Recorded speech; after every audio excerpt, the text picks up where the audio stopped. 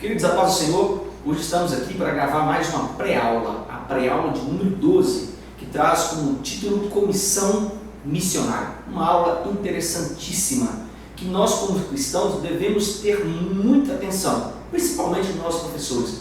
É o nosso dever formar líderes, é o nosso dever formar discípulos. E essa aula vai nos mostrar o quanto Paulo se preocupava em discipular pessoas e principalmente o quanto Paulo se preocupava em ser missionário, que é o nosso dever. Eu quero iniciar, como sempre, mandando um grande abraço às pessoas que compartilham a nossa lição, que sempre dão um like e principalmente que se inscreveram no nosso canal. É uma honra ter você no nosso canal. Nós estamos aqui para continuar o Evangelho da Verdade, através da Escola Bíblica Dominical. Nós somos da EBP, Escola Bíblica de Professores, em foco, direto da DTO, Assembleia de Deus Ministério de Teófilo Otoni. Teófilo Otoni, Minas Gerais, cidade maravilhosa. Quero mandar um abraço nessa data dessa revista, que será no dia 19 de junho de 2016, edição número 12, nós estamos comemorando mais um aniversário da Assembleia de Deus. Então, um grande abraço a toda a Assembleia de Deus no Brasil e fora do Brasil. O pessoal dos Estados Unidos sempre manda escreve, o pessoal da EBP sempre manda áudio. Um grande abraço a vocês. Quero mandar um abraço ao Adriano Lima,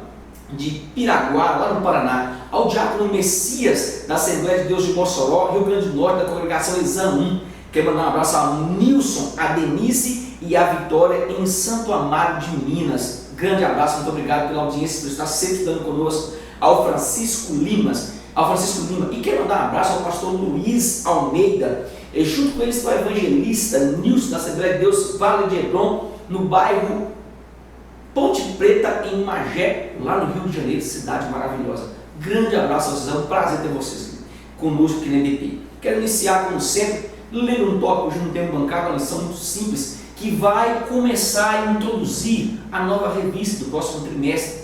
A revista vai falar sobre missões. Nós vamos iniciar essa lição número 12 e ela vai falar sobre a base missionária de Paulo e principalmente qual era o plano de Paulo. Nós vamos começar a introduzir a nova revista. A lição de número 12, a introdução fala: Paulo já estava chegando ao final da epístola à igreja de Roma. Um dos últimos assuntos tratados por ele havia sido acerca da tolerância que os crentes maduros devem demonstrar para os imaturos. A solução do problema estava em saber equilibrar a liberdade com o amor cristão. Agora o apóstolo deixa expor o que estava em seu coração: o desejo de levar o evangelho da graça de Deus a terras ainda não alcançadas. Os crentes de Roma, membros de uma igreja que fez o mundo inteiro ouvir os ecos de sua fé, deveriam apoiá-lo neste empreendimento missionário. Todavia, para que o seu intento fosse alcançado, ele sente a necessidade de explicar com maiores detalhes o seu projeto missionário. É o que vamos estudar nessa lição. Então entenda aqui, nós estudamos a lição de número 11 acerca da tolerância cristã. E foi uma lição excepcional, principalmente para nós pastores. O quanto nós precisamos, professores, líderes, diáconos. Querido, nós precisamos ter tolerância com os mais fracos na fé. Nós tratamos como débeis. Essa lição de hoje vai falar sobre cosmovisão missionária. É muito interessante nós iniciarmos essa introdução dizendo que os conflitos existentes no capítulo 14, agora eles são surpreendidos por um novo modo de viver. O que é esse modo de viver? Esse modo de viver é o que nós chamamos de crescimento do Evangelho. Nessa introdução deve falar isso. Paulo, ele apresenta nessa lição a sua vontade de fazer o quê? De continuar a jornada rumo a pessoas que ainda não tinham conhecido o Messias. Esse era o dever de Paulo, esse é o dever de todo missionário, que nós chamamos de apóstolo. Na atualidade, esse termo apóstolo, ele se encerra nos discípulos 12, mas continua com o sobrenome. O termo apóstolo significa missionário. Então esse é o dever de Paulo.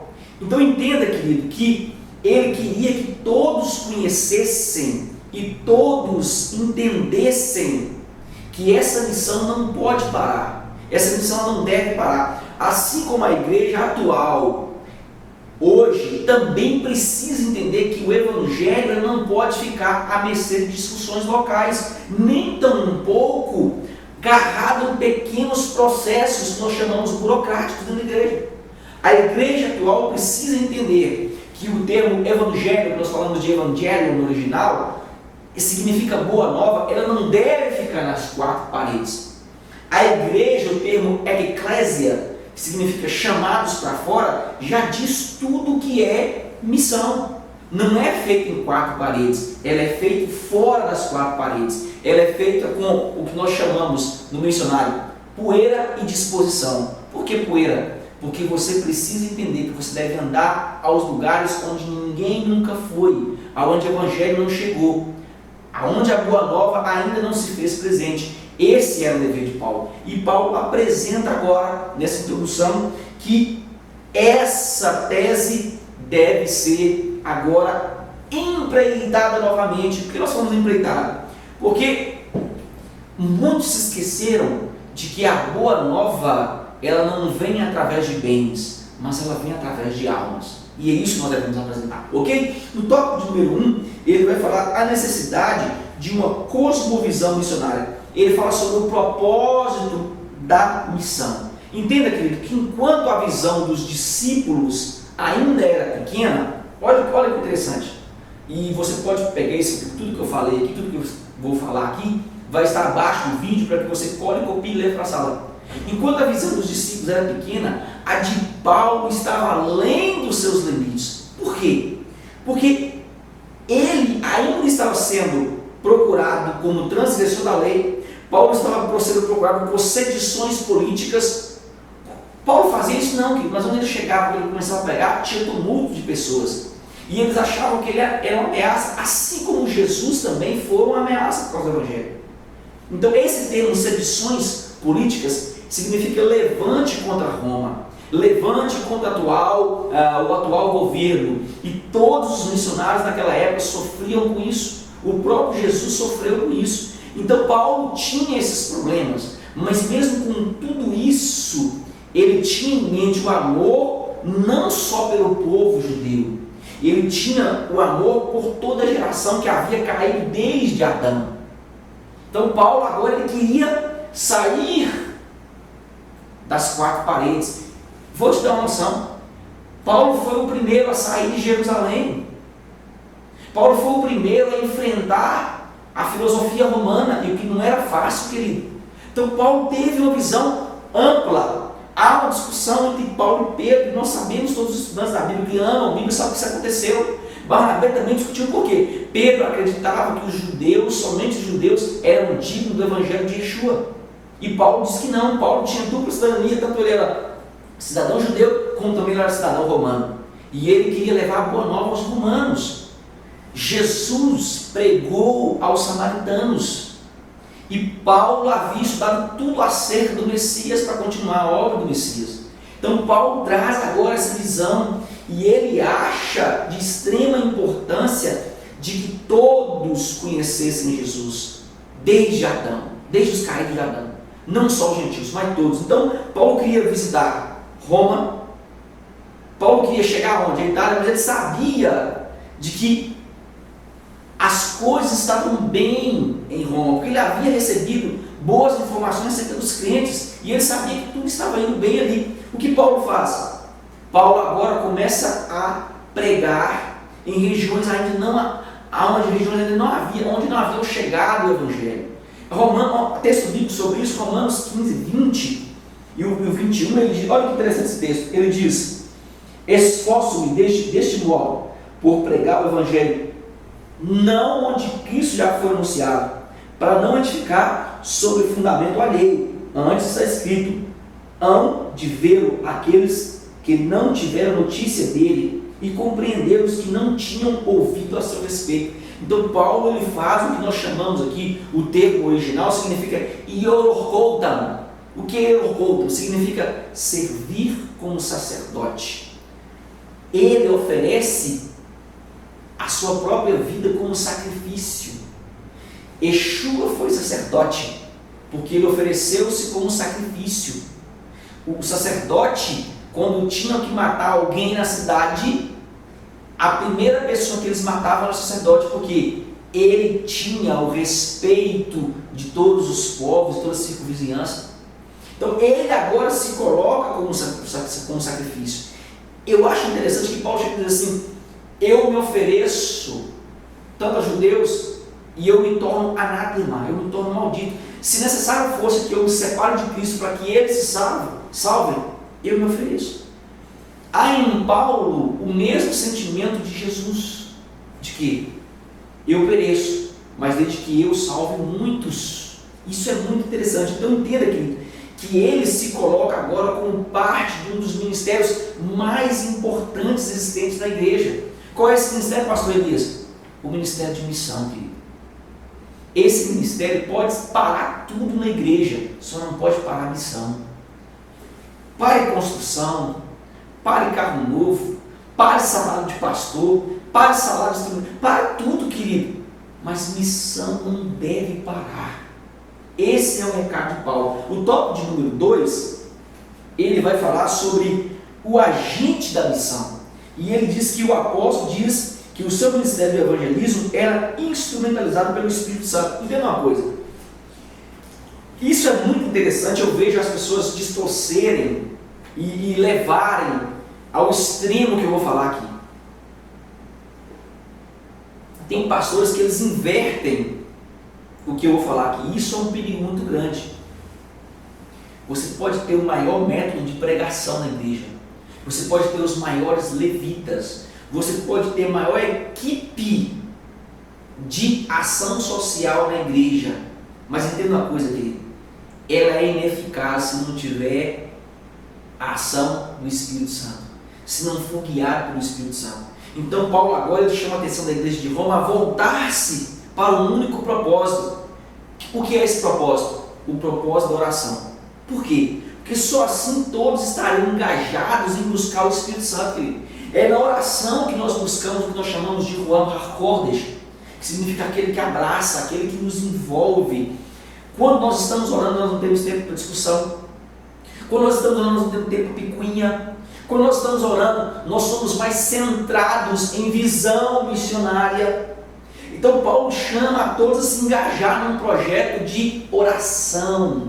E é interessante que ele convence grande parte da igreja. E quando o homem ele passa a buscar o Espírito Santo, ele se convence do seu pecado. Ele, como homem, ele se convence do seu pecado e ele é libertado da miséria. Que miséria é essa? O pecado de Adão.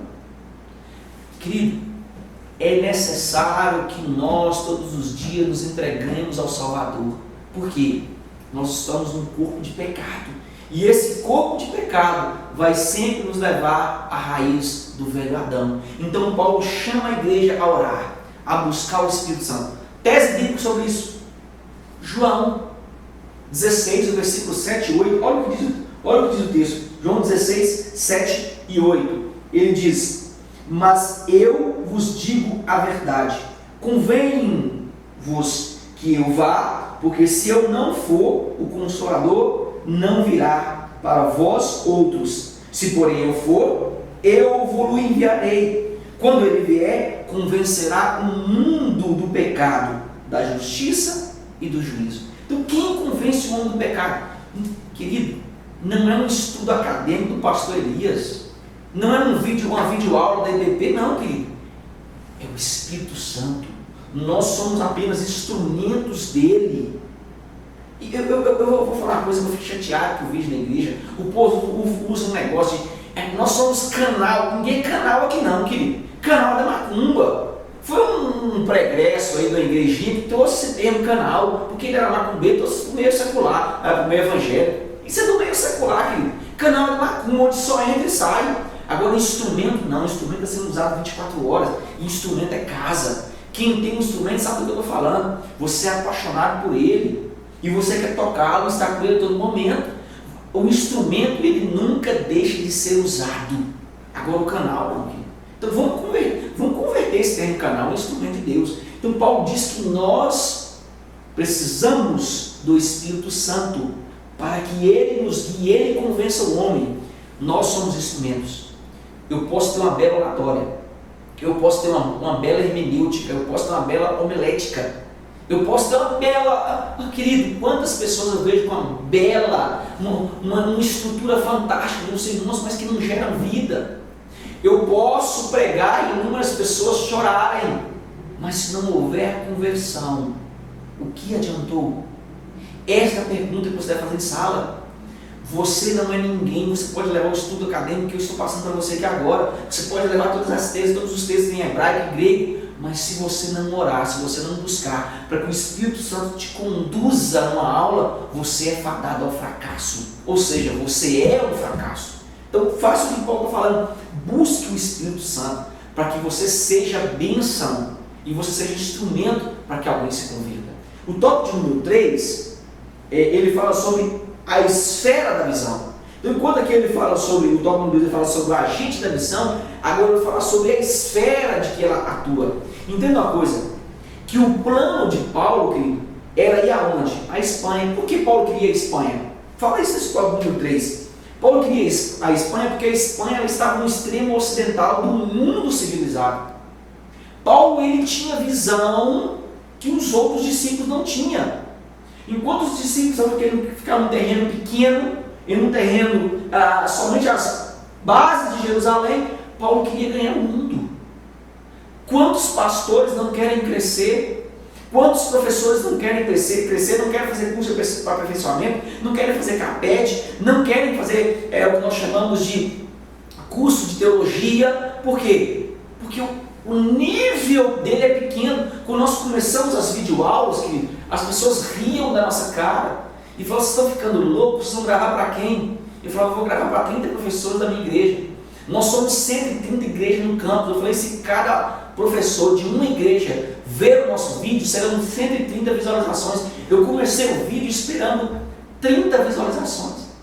Hoje nós estamos com 430 mil acessos na nossa página. Isso é para a glória de Elias? Não, isso é para a glória dele, querido.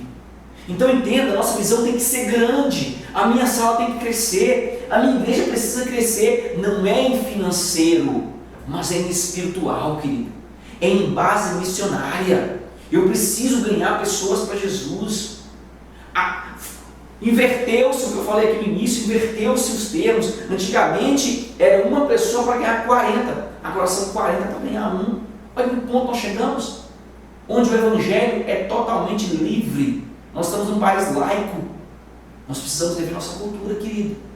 Nós, professores, precisamos dar uma aula a ponto das pessoas se apaixonarem por Cristo. Se você se apaixona pelos nossos vídeos e você não tem conseguido levar isso para a sala de aula, vai ajoelhar e vai orar, querido.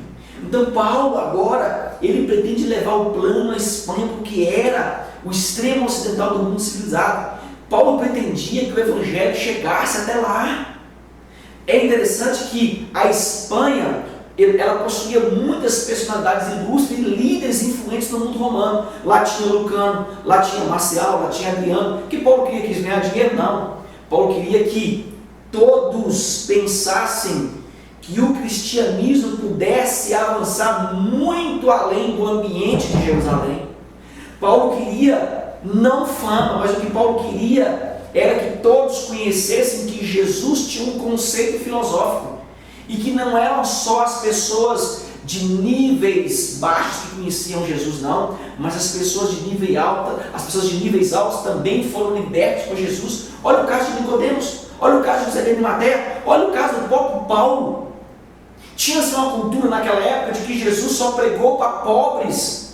E tem igrejas que continuam com essa cultura, achando que nós só devemos continuar pregando para pobres. Querido, os ricos perecem de Jesus mais do que os pobres, porque o pobre tem a miséria, que é o que nós chamamos de ação social, que se resolve com pouca coisa. Agora o rico, ele se sente abastado, agora ele é o mais miserável que existe de todos, porque ele não conhece a área espiritual. Nós precisamos ter esse conceito filosófico lá no meio dos juízes, no meio dos advogados, no meio dos médicos, porque eles precisam conhecer, além da ciência, eles precisam conhecer o que o Espírito Santo é capaz de fazer. E quem pode levar isso? Você que está do outro lado. Eu que estou aqui sentado na videoaula. Quantos professores, quantos médicos, quantos advogados nos assistem? E são bênçãos de Jesus, são bênçãos de Deus. Vou dar um grande exemplo que eu admiro muito, o professor Caramuru, grande abraço, meu amigo. o Fábio, queridos, são homens de Deus que foram libertos, juízes que foram libertos. Jesus ainda é o mesmo. Nós é que colocamos parâmetros para a libertação. Então entenda que essa atualidade está nos mostrando que existem verdadeiros missionários. E quem tem o verdadeiro espírito de missionário, querido, quem fica pescando em aquário dos outros, em outras igrejas, querendo converter quem já foi crente, ele nunca entendeu o que é uma igreja produtiva. Ele nunca entendeu que a igreja produtiva ela não nasce de divisões, mas ela nasce de evangelizações. Acabou-se o tempo da caixinha nas costas, subir ao morro para falar de Jesus. Acabou-se esse tempo. As pessoas querem continuar pescando em aquário. Quantas pessoas eu vejo soltar pistolão porque converteu-se, mudou-se o instrumentista da igreja A para a igreja B. É vergonha, querido. Quando as pessoas vêm para a nossa igreja e falam que é de outra igreja, eu fico triste. Porque eu vejo que nós não estamos ganhando almas, nós estamos ganhando adeptos.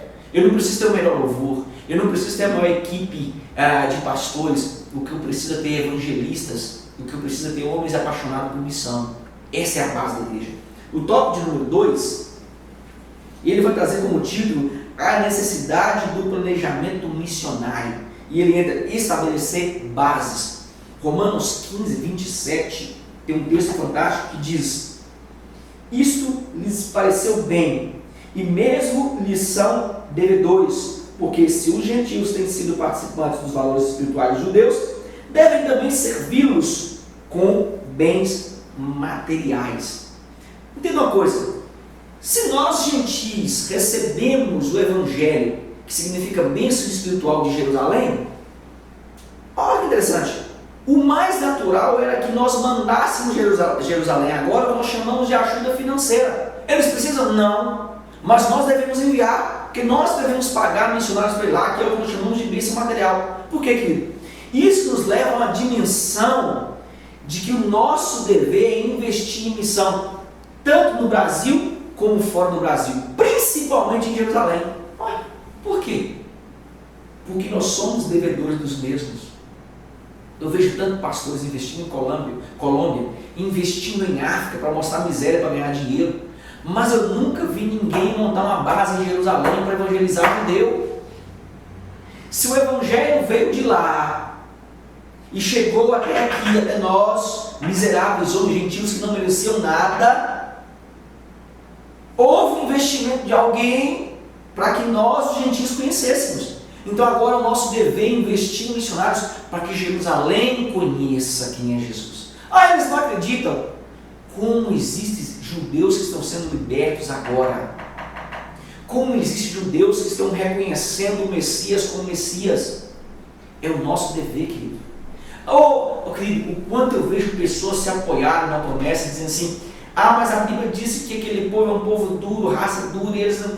Querido, é o nosso dever. O Evangelho é boa nova. Principalmente, você não sabe como um judeu messiânico ganha pessoas para Jesus.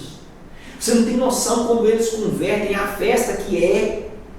A festa que, assim como um muçulmano, assim como um budista, eles também precisam reconhecer Jesus. É isso que Paulo está falando, querido.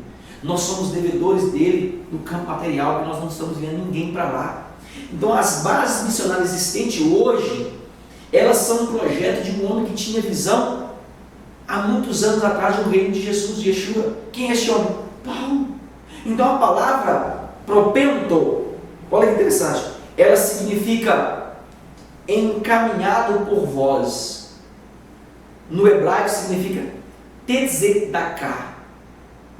Tzedakah. O que é isso? Significa, no original, zedakah, que tem origem tzedek, justiça. Isso faz uma atribuição, a tradução justiça social. Nós precisamos oferecer o que nós chamamos de tzedakah, ou zedakah no original. Nós não estamos fazendo. Por que eu estou falando sobre isso, querido? É algo difícil? Não. É obrigação de todo judeu doar algo de si. No mínimo, eles têm que oferecer 10% de seus ganhos aos filhos necessitados desde Noé. Isso é obrigação do judeu. Eles também podem doar o que nós chamamos de trabalho ou conhecimento a todos os judeus que cumprem o que nós chamamos de tzedakah. Todos têm que cumprir o que nós chamamos de dízimo. Eu não tenho dinheiro, mas eu tenho conhecimento. Eu não tenho dinheiro, mas eu sei trabalhar. Então, doa em trabalho. Tanto os ricos como os miseráveis e as crianças têm por dever fazer a tzedakah. Há um texto célebre sobre isso em Atos. Acho que é isso mesmo, em Atos.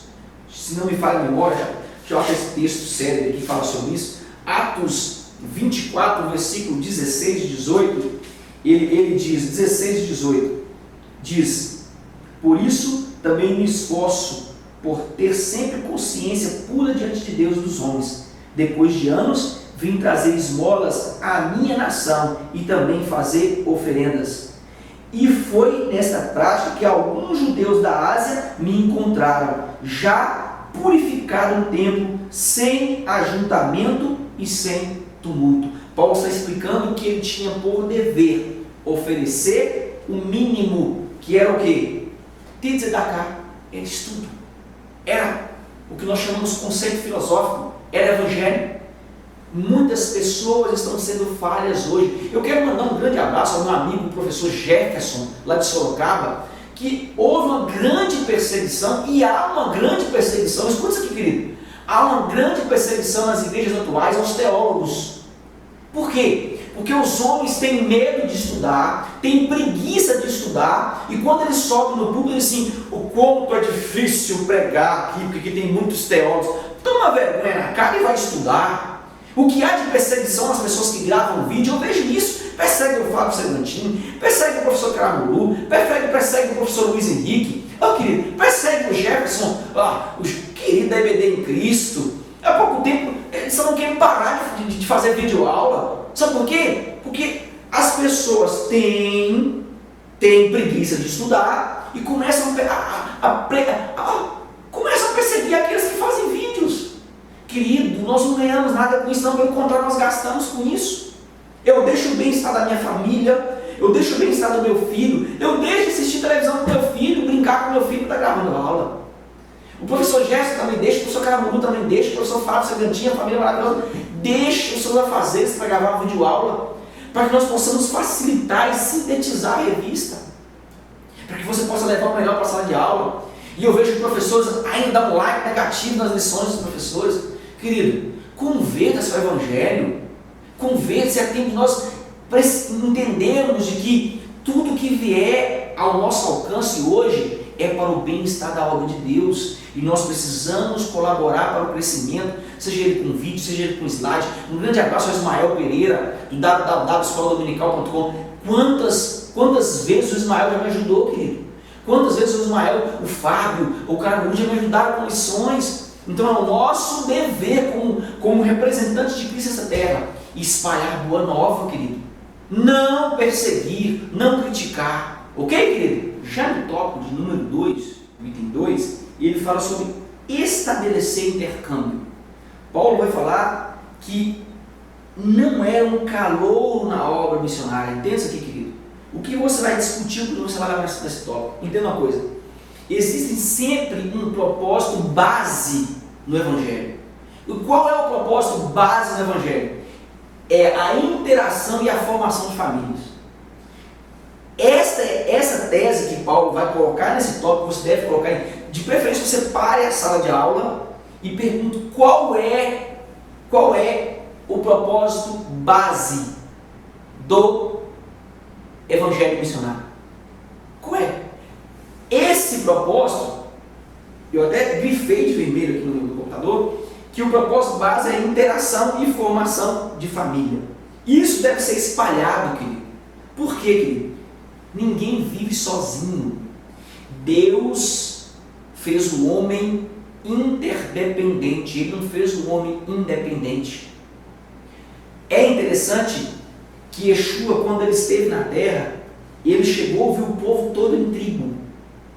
Era todo mundo tribo. ele disseminou essas tribos e fez o que nós chamamos de comunidades. Agora os pastores da atualidade voltou e fez de novo o sistema tribo. Você não pode frequentar a igreja tal, você não pode visitar a igreja tal. Cuidado, não é medo, querido, do evangelho. Não. É medo de perder a ovelha. Entenda uma coisa, aprisco que tem capim verde nunca perde ovelha. Igreja que tem pasto verde, que tem palavra da verdade, nunca perde ovelha. Ela pode até ir, mas ela volta. Sabe por quê, querido? Porque a Bíblia diz que aquele que conhece a verdade, ele é liberto. Conhecereis a verdade vos libertará. Pode até enganar ele por um período de tempo, mas ele volta. Porque a ovelha cheira pastor, querido. E o pastor cheira ovelha. Então entenda que o sistema tribo ele tem que ser destruído nessa atualidade. Nós devemos viver no que nós chamamos de intercâmbio. Então, onde era para existir, nessa tese aqui, progressão, houve um retrocesso. Nós estamos regredindo o evangelho. Infelizmente. Eu vejo professores que estão regredindo a sala de aula, ao invés de termos crescimento, nós estamos tendo o que nós chamamos de retrocesso. Está diminuindo. Analise a sua sala. É preciso você entender aonde você está falhando. Eu faço um processo de avaliação com os meus alunos de 3 em 3 meses. A cada trimestre eu faço isso. Eu preciso entender se a minha sala está crescendo. Eu preciso entender se a minha sala está evoluindo. Eu preciso entender se o meu aluno está entendendo. E principalmente, eu preciso entender se o meu aluno está apto para um debate. Se você fala de revista, mas o seu aluno não entende nada, por que você está na sala de aula, querido? Deve-se ter como base o evangelho de boa nova todos os dias. Eu tenho que levar algo novo para a minha sala. Eu preciso dar comida nova para os meus alunos, ao ponto deles comerem bife e não tomarem leite, como diz Paulo.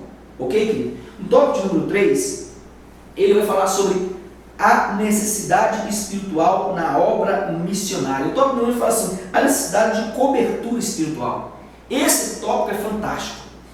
Romanos 15, versículo 30, olha que interessante. É um texto sério para isso. Romanos 15, versículo 30. Ele diz, rogo-vos, pois, irmãos, por nosso Senhor Jesus Cristo e também pelo amor do Espírito. Olha a intercessão de Paulo. Rogo-vos. O termo rogar aqui significa eu peço com caridade. É o que nós chamamos, pelo amor de Deus, Paulo está falando isso aqui. Que luteis juntamente comigo nas orações a Deus a meu favor. A maior arma de um missionário é a cobertura espiritual. A maior arma de você, professor, é a cobertura espiritual. A maior arma de você, pastor, é a cobertura espiritual. A maior arma de você, presbítero, de você, evangelista, de você, diácono, é a cobertura espiritual. Quantos professores têm uma excelente aula, têm uma excelente homilética, hermenêutica, exegese, e quantos pastores têm tudo que eu estou falando aqui, mas não tem cobertura espiritual? Porque na igreja ele é uma coisa, mas em casa ele é outra. Quem pode te cobrir de oração hoje é o seu lar, querido. Talvez você não tenha amigos, talvez você esteja sendo perseguido na sala de aula, talvez você esteja sendo perseguido no seu ministério, talvez estão te fazendo amargar a dor do Calvário, a dor do Getsemane, mas entenda uma coisa, você precisa ter uma família que te apoie, você precisa ter uma esposa que te ame e diga, vá em paz porque eu estou orando por você. Você precisa ter filhos que sejam seu amigo, que não sejam seus inimigos. Você precisa ter irmãos que parem para prestar atenção na sua aula. Você precisa ter pessoas que te cubram espiritualmente. É isso que Paulo está falando. Sendo assim, nós precisamos entender que a igreja de Roma estava sendo o quê? Convocada a cobrir Paulo em oração. Isso é interessante que toda a comitiva que andava com Paulo precisava ser coberta por oração.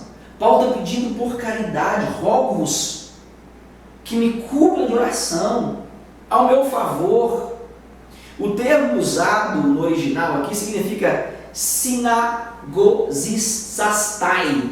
Olha que palavra louca! Por que eu usei essa palavra? Siganosisastai. Você pode pegar aqui no rodapé aqui. Ela significa envolver-se em luta junto com alguém para o defender.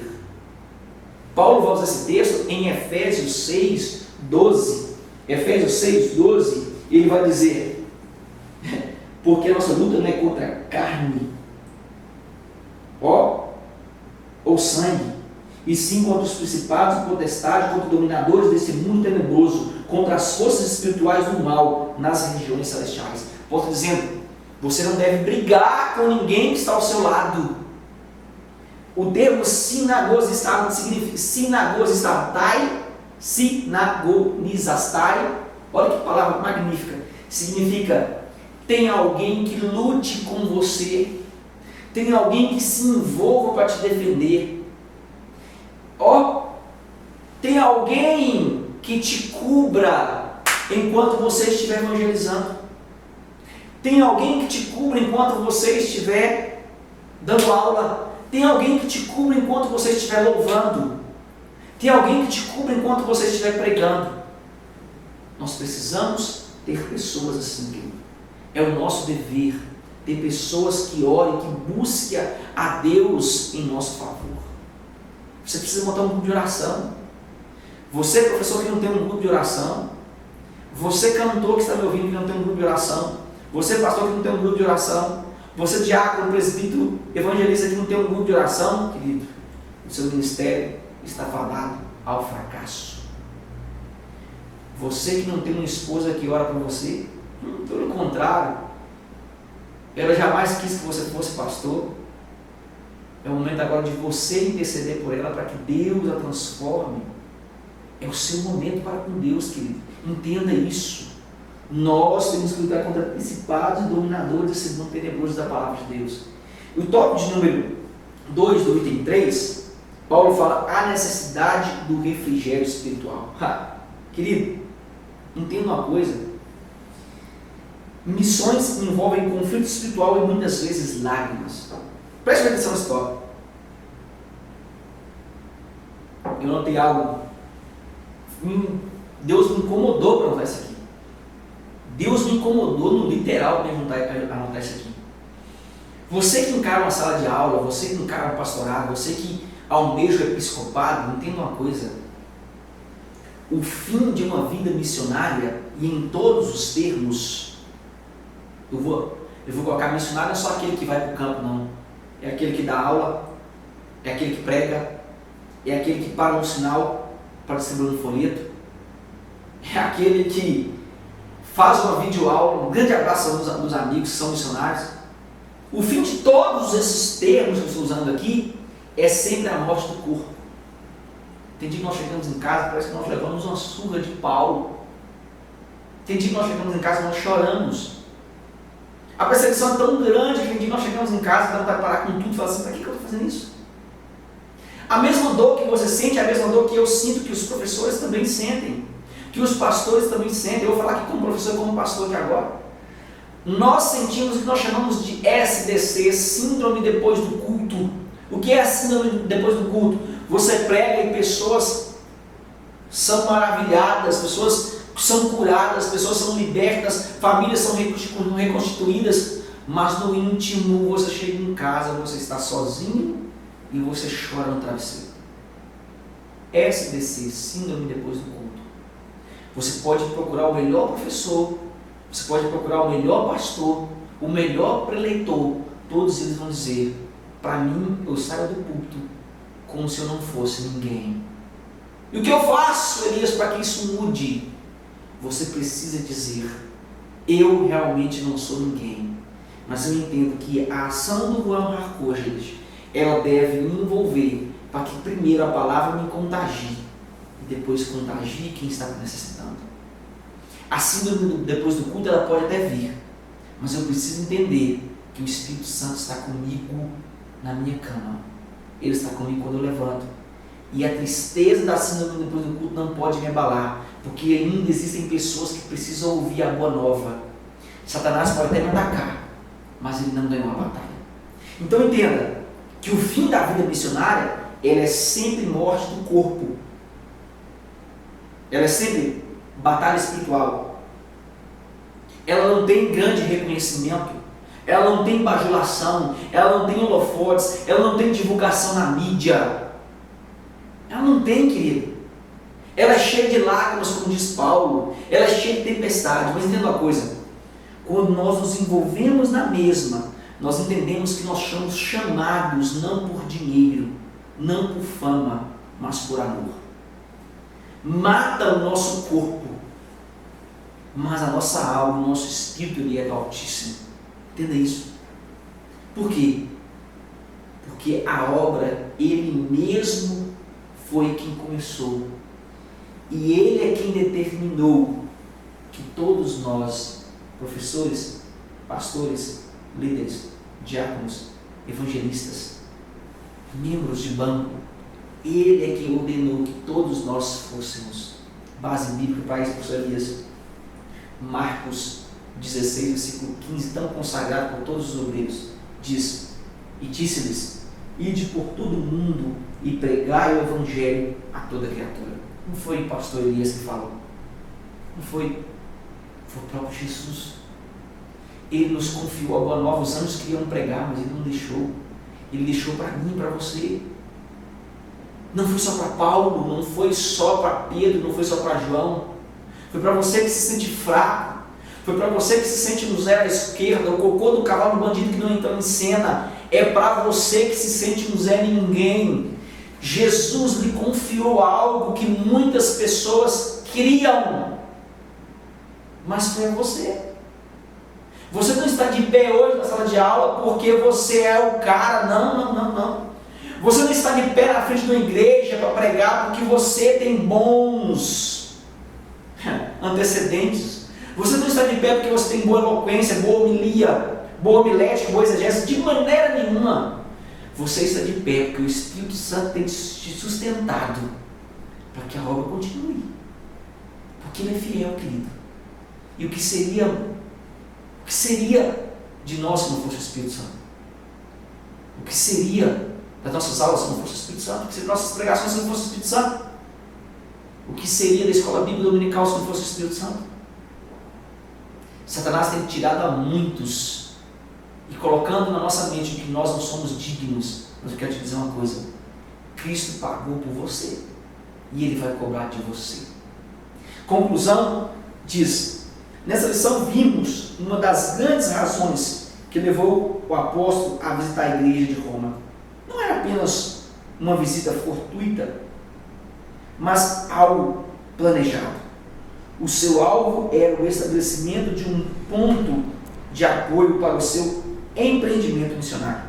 Por isso, Paulo usa esse espaço de sua epístola para informar os crentes em Roma das diretrizes tomadas para essa viagem.